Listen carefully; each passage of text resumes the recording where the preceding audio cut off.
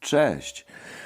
Dzisiaj przejdziemy do troszeczkę innego odcinka, z racji tego, że kiedyś pikowałem tą Cisę, było to w odcinku numer 16, jest to model 285/75 i nie udało mi się jej gatować z racji tego, że nie wiedziałem, że jest to w ogóle możliwe. Dzisiaj postanowiłem naprawić ten błąd. Przejdziemy sobie do szybkiego pikowania i zobaczymy, co ona ma w środku. Jeżeli ktoś z Was jest zainteresowany szerszym opisem tego modelu, zapraszam Was po prostu do cofnięcia się do odcinka numer 16. Tam będziecie mieli wszystkie informacje dotyczące tego modelu. A ja sobie pozwolę ją zawinąć w tym momencie i przejdziemy sobie, no z racji tego oczywiście, że wiecie, że to jest kolekcjonerski mój egzemplarz, przejdziemy sobie po prostu do szybkiego pikowania. Wybaczcie tą procedurę, bo oczywiście jest to dość niewidowiskowe, bym powiedział. No ale po prostu zwyczajnie chroni to powłokę po prostu, którą jest pokryta ta kłódka i zdecydowanie po prostu uniemożliwia pozostawienie śladów. Także nie przedłużając, przejdźmy sobie do narzędzi. Oczywiście, jeżeli chodzi o pikowanie, najlepszym rozwiązaniem jest tu napinacz górny z dość długą końcówką 1 mm. No, po prostu 1 mm grubości, z racji tego, że pasuje tutaj do tego bardzo jadowitego otworu. I oczywiście shallow hook, grubość 0,5 mm w round tipie od Moki Workshop, bardzo dobrze Wam znana firma. Przyłożę sobie napięcie tutaj dość lekkie i przejdźmy sobie do tego pikowanka. Pin numer 1 zdecydowanie coś chciałby powiedzieć, ale nie, dwójeczka nic, trójeczka nic, chociaż lekko binduje, lekki klik, czwórka, lekki klik, piątka, lekki klik, szóstka nic. Wróćmy więc zatem do jedynki. Jest to dość ciasny otwór, także tutaj proszę Was o cierpliwość. Mam nadzieję, że uda się to dość szybko zrobić. Jedynka, klik ładny, teraz wyraźny. Dwójka nic, trójka lekko, czwórka lekko, piątka lekko, szóstka, jest lekki klik. Tym razem wracamy z powrotem do jedynki. Jedynka wprowadza nas w głęboki falset, zdecydowanie głębszy niż był przed chwileczką, to jest bardzo ważne. Dwójeczka rotuje do tyłu, tak mi się wydaje w tej chwili.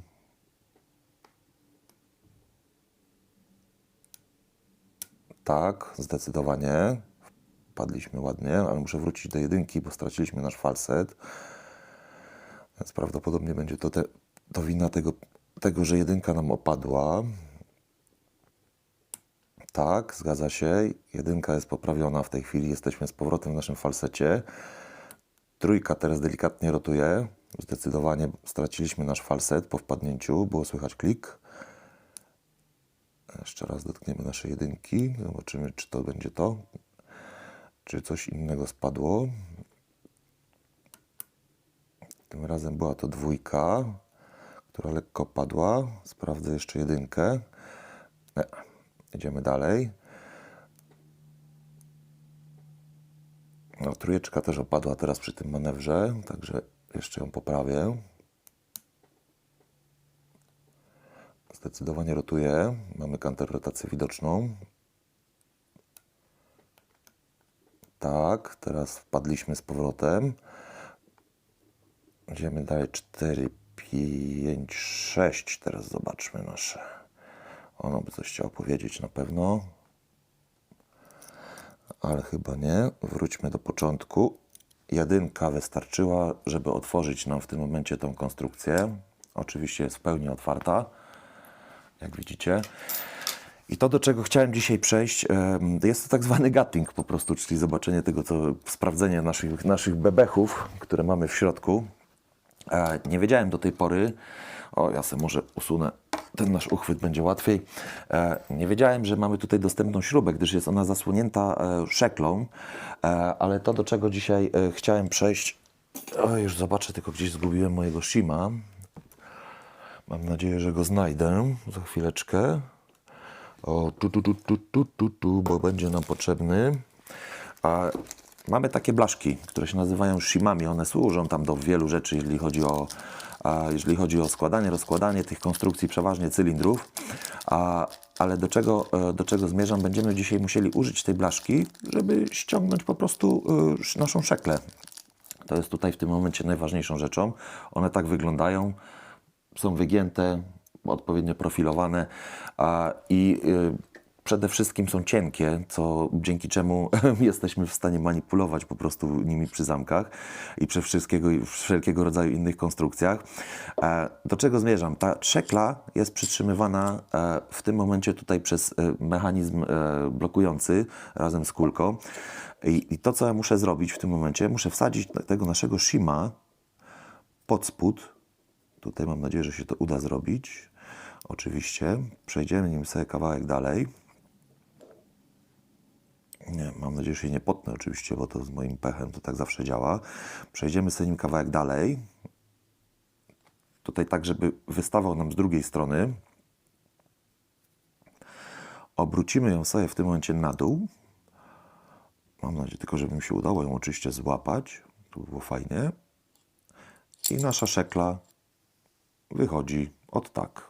Dlatego odłożę ją sobie tutaj z boku. Ona nam nie będzie w tej chwili potrzebna.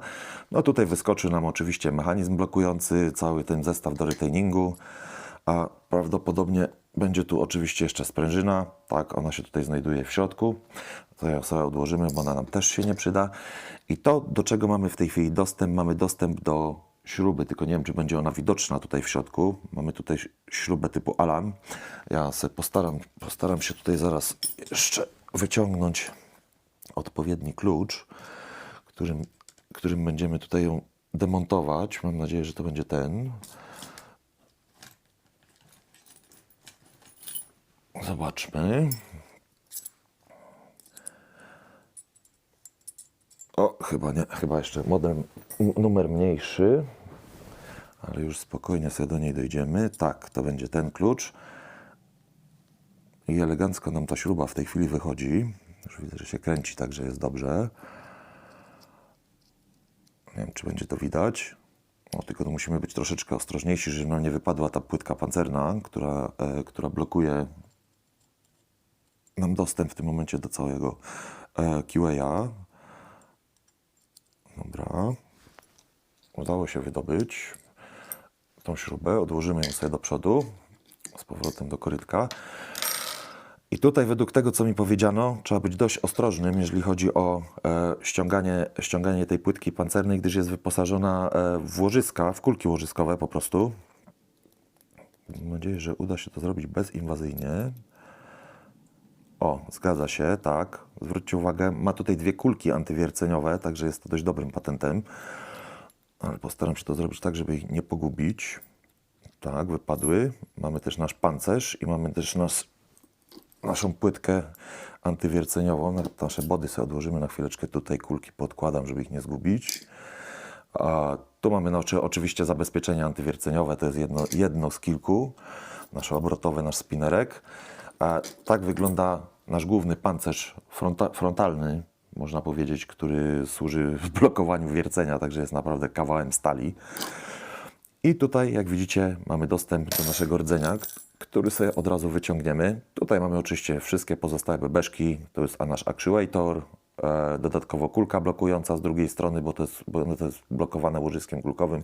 To sobie oczywiście zostawimy w środku, bo to jest nam niepotrzebne, albo nawet wyciągnę tutaj, żeby nie latało. Całe body, tutaj nie ma już nic w tym momencie mechanicznego. To sobie możemy odłożyć. Nasz actuator też sobie możemy odłożyć. Przejdźmy zatem do naszego rdzenia.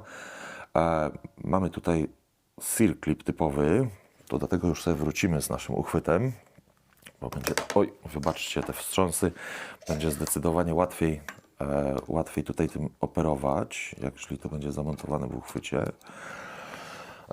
Tutaj miałem nasz ściągacz do segerów. Także zobaczmy jak się to tutaj będzie miało. Może zejdzie normalnie po ludzku, a może nie.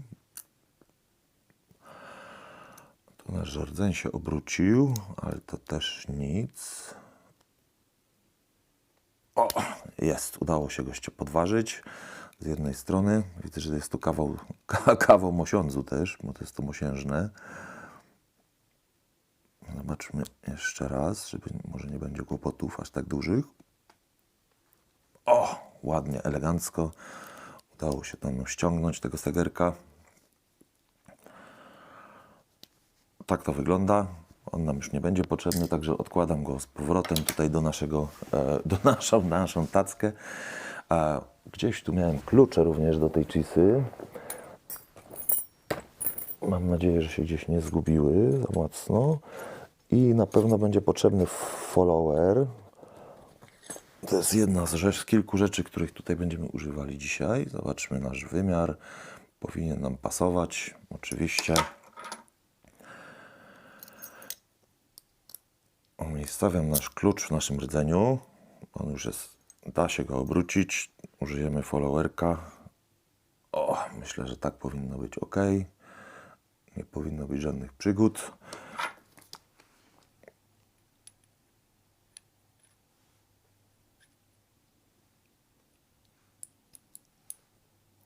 Tak, wszystkie piny, to na chwileczkę sobie nasz rotor odłożymy. Wszystkie piny powinny być ładnie w tej chwili w środku schowane. Dobra. I przejdźmy sobie tutaj do wydobywania ich po kolei z naszej Biblii.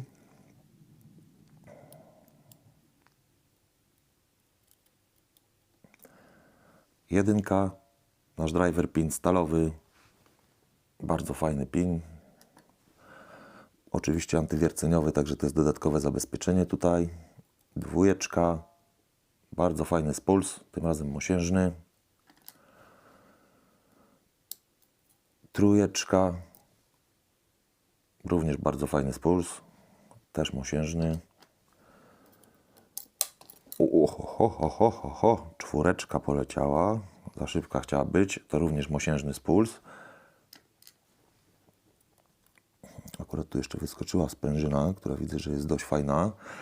A tutaj mamy akurat, to jest chyba miedziana sprężyna albo mosiężna, nie widzę przy tym świetle. Ale przejdźmy sobie do ostatniego pinu, do naszej piątki, bo tutaj mamy 5 pinów. To była moja pomyłka. Tu macie barelka. Ta piąteczka jest naprawdę fajnym pinem, też mosiężnym. To jest, jeżeli chodzi o nasz rdzeń, to będzie tyle. Ja sobie pozwolę wyciągnąć pozostałe 4 sprężyny na rękę. Będzie chyba łatwiej.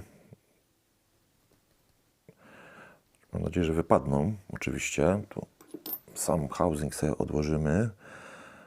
Wszystkie są takie same, także tutaj nie będę Wam pokazywał każdej, bo to nie ma sensu. Zobaczycie to zaraz na podsumowaniu.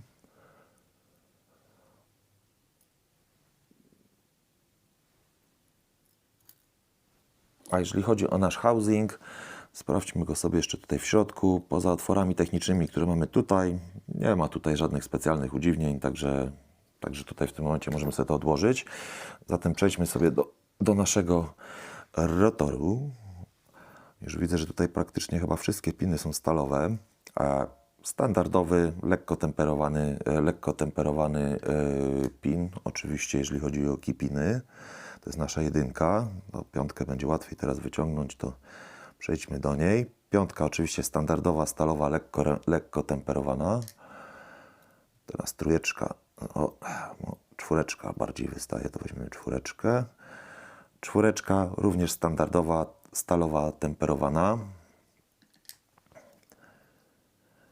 Teraz trójeczka współpracowała. Tak wygląda trójeczka, również standard, również temperowany, również stalowy. I tutaj została nam dwójka. Mam nadzieję, że uda się jakoś... Mam nadzieję, że teraz to wyjdzie. Jest. Tu jest nasza dwójeczka, również stalowa, również temperowana, standardowa. Bardzo fajnie, ponieważ to są kolejne zabezpieczenia antywierceniowe oczywiście. Jeżeli chodzi o sam rotor, o sam nasz rdzeń, również żadnych podcięć, tutaj nie ma żadnych udziwnień, on jest standardowy, mosiężny. Także odłóżmy go sobie tutaj, bo on się też nie przyda w tej chwili. Już Wam pokazuję, jak wyglądają gacy z naszej chisy. Wygląda to w ten sposób. Za chwileczkę zobaczycie oczywiście wszystko na podsumowaniu, na fotografii zbiorczej, bardziej szczegółowej.